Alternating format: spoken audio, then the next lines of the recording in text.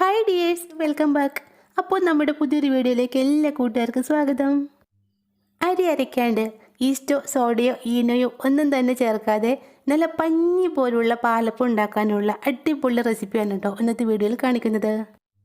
ഏതൊക്കെ രീതിയിൽ മാവ് തയ്യാറാക്കി വെച്ചിട്ടും പാലപ്പം അങ്ങോട്ട് ശരിയായി കിട്ടുന്നില്ലേ എങ്കിൽ ഈ രീതി ഒന്ന് ചെയ്ത് നോക്കൂ. നല്ല അടിപൊളി പെർഫെക്റ്റ് പാലപ്പം ഉണ്ടാക്കിയെടുക്കാം. പാലപ്പം ഉണ്ടാക്കാനായിട്ട് ഞാനിവിടെ 2 കപ്പ് വറുത്ത അരിപ്പൊടിയാണ് എടുക്കുന്നത്. അപ്പത്തിനും ഇടിയപ്പത്തിനും ഒക്കെ വേണ്ടിയുള്ള നല്ല നൈസ് അരിപ്പൊടിയാണ് നമുക്കിവിടെ ആവശ്യമുള്ളത്.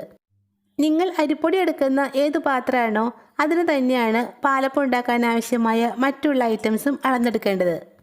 2 കപ്പ് അരിപ്പൊടിക്ക് വേണ്ടി ഞാനിവിടെ 1 കപ്പ് ചോറാണ് എടുത്തിട്ടുള്ളത്. മട്ട അരിയുടെ ചോറാണ് ഞാനിവിടെ എടുക്കുന്നത്. നല്ല വെള്ള അരിയുടെ ചോറാണെങ്കിൽ നമ്മുടെ പാലപ്പം നല്ല വെളുത്തിരിക്കും. ഇതിലേക്ക് 3/4 കപ്പ് തേങ്ങ ചിരണ്ടിയതും 1 സ്പൂൺ പഞ്ചസാരയും ചേർത്തതിന് ശേഷം 1 സ്പൂൺ വെച്ച് നമുക്കിത് നന്നായിട്ടൊന്ന് ഇളക്കി മിക്സാക്കി എടുക്കാം. നല്ലോണം മിക്സാക്കിയ ശേഷം ഇതിലേക്ക് കുറച്ച് വെള്ളം ചേർത്ത് ഇതൊന്ന് അരയ്ക്കാൻ പാകത്തിന് ലൂസാക്കി എടുക്കണം. അരിപ്പൊടിയും തേങ്ങയും ചോറും ഒക്കെ ചേർത്ത് ഈ കൺസിസ്റ്റൻസിലാണ് നമുക്ക് തയ്യാറാക്കി എടുക്കേണ്ടത്. വെള്ളം കൂടി പോകാതെ നോക്കണേ. വെള്ളം കൂടി പോയാൽ നമുക്കിത് മിക്സിയിലിട്ട് അരച്ചെടുക്കാൻ കുറച്ച് ബുദ്ധിമുട്ടായിരിക്കും. ഇനി ഇതൊരു മിക്സി ജാറിലേക്ക് ഇട്ട് നല്ല പേസ്റ്റ് പോലെ ഒന്ന് അരച്ചെടുക്കാം. ഒട്ടും തരിയില്ലാതെ നല്ല വെണ്ണ പോലെ അരച്ചെടുത്ത ബാറ്ററാണ് പാലപ്പം ഉണ്ടാക്കാൻ ഏറ്റവും നല്ലത്. അരച്ചെടുത്ത മാവിൽ നിന്നും ഒരല്പം എടുത്ത് വിരലുകൊണ്ട് ഇതിങ്ങനെ ഒന്ന് നോക്കുമ്പോൾ നല്ല വഴുവഴുപ്പ് തോന്നുന്ന രീതിയിലുള്ളതാണ് നല്ല പെർഫെക്റ്റ് പാലപ്പത്തിൻ്റെ ബാറ്റർ. വെണ്ണ പോലെ അരച്ചെടുത്ത മാവ് നമുക്കൊരു പാത്രത്തിലേക്ക് ഒഴിച്ചു കൊടുക്കാം. പിന്നെ ഈ മാവ് പുളിച്ച് പൊന്തി വരും. അതുകൊണ്ട് കുറച്ച് വലിയൊരു പാത്രത്തിലേക്കാണ് മാവ് ഒഴിച്ചു വെക്കേണ്ടത്. വറുത്ത അരിപ്പൊടിയാണ് നമ്മളിവിടെ എടുത്തിട്ടുള്ളത്. അതുകൊണ്ട് മാവ് അരച്ചെടുത്തപ്പോൾ നല്ല തിക്കായിട്ടാണ് കിട്ടിയിട്ടുള്ളത്. ഇതൊന്ന് ലൂസാക്കുന്നതിന് വേണ്ടി ഞാനിവിടെ മിക്സി ജാർ കഴുകിയ വെള്ളം കൂടി ചേർത്ത് കൊടുക്കുന്നുണ്ട്. ഇതുപോലെ നല്ല ലൂസായിട്ട് വേണം പാലപ്പം ബാറ്റർ റെഡിയാക്കി വയ്ക്കാൻ. വറുത്ത അരിപ്പൊടി ആയതുകൊണ്ട് കുറച്ച് വെള്ളം കൂടി പോയാലും ഒരു കുഴപ്പവും വരില്ല കേട്ടോ. നല്ല സോഫ്റ്റ് പാലപ്പം കിട്ടാൻ വേണ്ടി ഈസ്റ്റോ ബേക്കിംഗ് സോഡയോ ഈനോയോ അങ്ങനെ ഒന്നും നമ്മളിവിടെ ചേർക്കുന്നില്ല. മാവ് നല്ല സോപ്പ് പത പോലെ പതഞ്ഞു പൊന്താൻ വേണ്ടിയുള്ള ഒരു ടിപ്പാണ് കേട്ടോ ഇനി പറയുന്നത്.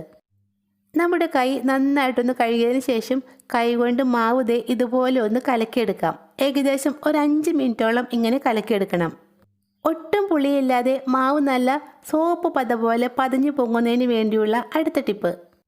മാവൊക്കെ അരച്ച് റെഡിയാക്കി വെച്ചതിന് ശേഷം ഒരു ചെറിയ സവാള ഉള്ളി തോലൊക്കെ കളഞ്ഞ് കഴുകി ക്ലീൻ ചെയ്ത് നമുക്ക് ഈ മാവിലേക്ക് ഇട്ട് കൊടുക്കാം. നമ്മുടെ പാലപ്പം മാവ് ഒട്ടും പുളിയില്ലാതെ സോപ്പ് പത പോലെ പതഞ്ഞ് പൊങ്ങി വരാനുള്ള നല്ലൊരു ടിപ്പാണിത്. സവാള ഇട്ടതിന് ശേഷം നമുക്കിതൊന്ന് അടച്ച് ഒരു 8 മണിക്കൂർ നേരത്തേക്ക് അല്ലെങ്കിൽ ഓവർനൈറ്റ് പുളിക്കാനായിട്ടൊന്ന് മാറ്റി വയ്ക്കാം.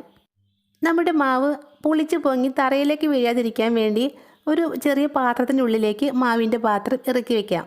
പിന്നെ നല്ല തണുപ്പുള്ള സമയത്താണ് മാവ് അരച്ച് വയ്ക്കുന്നതെങ്കിൽ മാവ് നന്നായിട്ട് പുളിച്ച് പൊന്തി കിട്ടുന്നതിന് വേണ്ടി ചൂടുവെള്ളം നിറച്ച ഒരു പാത്രത്തിലേക്ക് നമ്മുടെ മാവ് അരച്ച പാത്രം ഇറക്കി വയ്ക്കാം. അപ്പോൾ ഇന്നലെ രാത്രി തയ്യാറാക്കി വെച്ച നമ്മുടെ പാലപ്പം ബാറ്റർ എന്തായെന്ന് ഒന്ന് നോക്കിയാലോ. ബേക്കിംഗ് സോഡയും ഈസ്റ്റും ഒന്നും ചേർക്കാതെ തന്നെ നല്ല പതഞ്ഞു പൊങ്ങിയ മാവാണ് നമുക്കിവിടെ കിട്ടിയിട്ടുള്ളത്.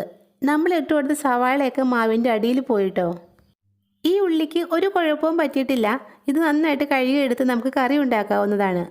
നമ്മൾ മാവ് അരച്ച സമയത്ത് ഇതിലേക്ക് ഉപ്പ് ചേർത്ത് കൊടുത്തിട്ടില്ലായിരുന്നു. അതുകൊണ്ട് ഈ സമയത്ത് നമ്മുടെ മാവിലേക്ക് ആവശ്യമായ ഉപ്പ് ചേർത്ത് കൊടുക്കാം. വറുത്ത അരിപ്പൊടി ആയതുകൊണ്ട് നമ്മുടെ മാവ് നന്നായിട്ട് പുളിച്ച് പൊന്തിയെങ്കിലും അത് നല്ല തിക്കായിട്ടാണ് കിട്ടിയിട്ടുള്ളത്. അതുകൊണ്ട് ബാറ്റർ ഒന്ന് ലൂസാക്കി എടുക്കുന്നതിന് വേണ്ടി കുറച്ച് വെള്ളം കൂടി നമുക്കിതിലേക്ക് ആഡ് ചെയ്ത് കൊടുക്കാം.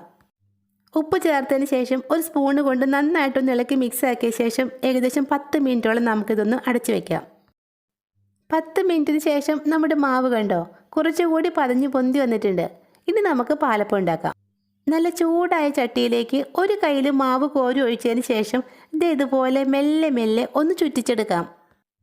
അപ്പത്തിൽ നിറയെ ഹോൾസ് വന്നതിന് ശേഷം നമുക്കിത് ഒന്ന് മൂടി വെച്ച് വേവിച്ചെടുക്കാം. ഏകദേശം 1 മിനിറ്റോളം വെന്ത ശേഷം നമുക്കിതൊന്ന് എടുത്തു നോക്കാം. ഈസ്റ്റും ബേക്കിംഗ് സോഡയും ഒന്നും ചേർക്കാതെ തന്നെ നല്ല പഞ്ഞി പോലുള്ള നിറയെ ഹോൾസ് ഉള്ള പാലപ്പമാണ് നമുക്കിവിടെ കിട്ടിയിട്ടുള്ളത്. ഈ രീതിയിൽ മാവ് തയ്യാറാക്കിയെടുത്താൽ നല്ല പൂ പോലുള്ള പെർഫെക്റ്റ് പാലപ്പം നമുക്ക് ഉണ്ടാക്കിയെടുക്കാം.